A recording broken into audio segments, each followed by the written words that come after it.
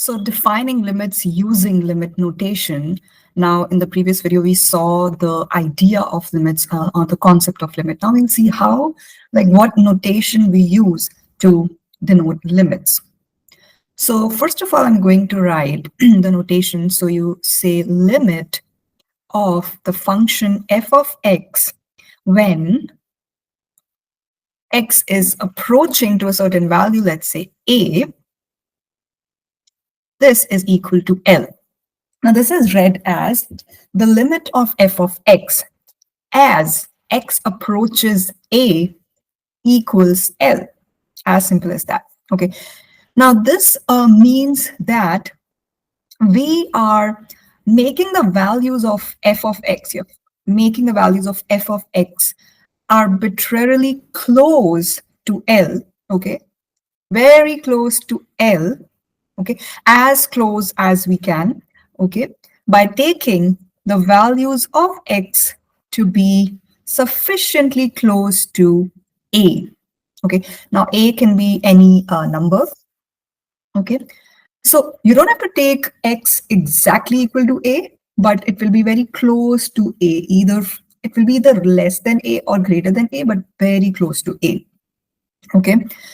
Okay, so basically what we mean is that the values of f of x, they actually tend to get closer, like they'll get closer and closer to the number L, very close. So let's just take L as 100, okay? So f of x is getting closer to the number L, which is right now 100. So f of x will never become equal to 100. It will be like 99.99999, okay? As x becomes closer to, let's say, now let's just take x as 1. So as x is approaching closer and closer to 1, let's say, so 0.999999, very close to 1. Okay, so this is the limit notation. It is read as f of x approaches L. This is important, the word approaches, as x approaches a. Okay. All right, so let's try to understand this concept with the help of an example. So let's say that we have, we want to find out the limit of this function. So we have x minus 1 over x squared minus 1.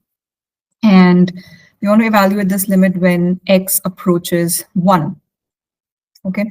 Now the problem here is, if you just put x equals to 1 in this expression, you will get 1 minus 1, 0, and 1 square minus 1 will be 0, right? So 0 by 0 is one of the 7 indeterminate forms that we will do later. So 0 by 0 is something which is not defined.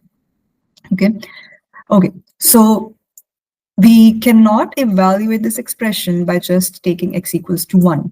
Okay, so here comes the concept of limits. And actually, when it says limit, right, so you don't have to put x equals to 1 into this expression.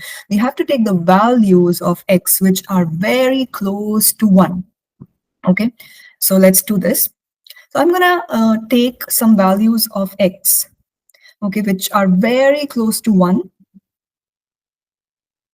Okay, but less than 1. So obviously, very close to 1 can be, I'll start from 0.5, then let's say 0.9, 0.99, 0.999, and 0.9999.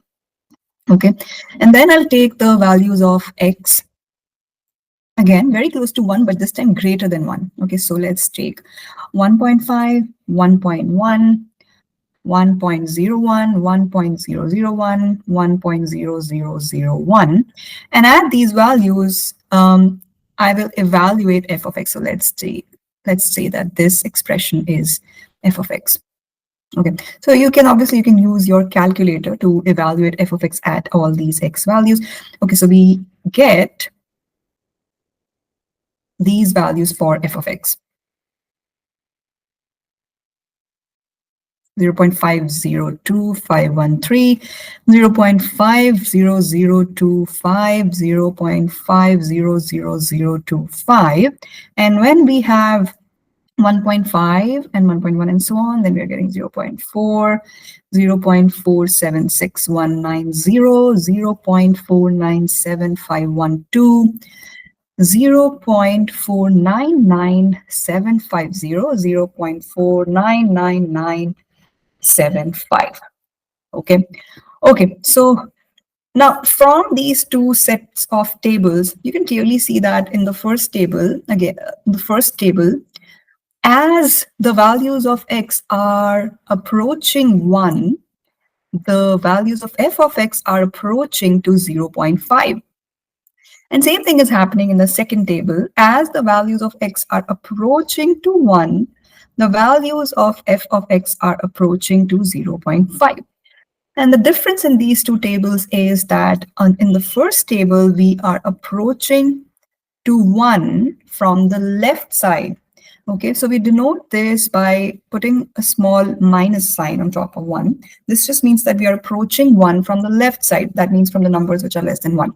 And in the second table, the x values are approaching 1 from the right side. That means from the numbers which are greater than 1. So you put a small plus sign.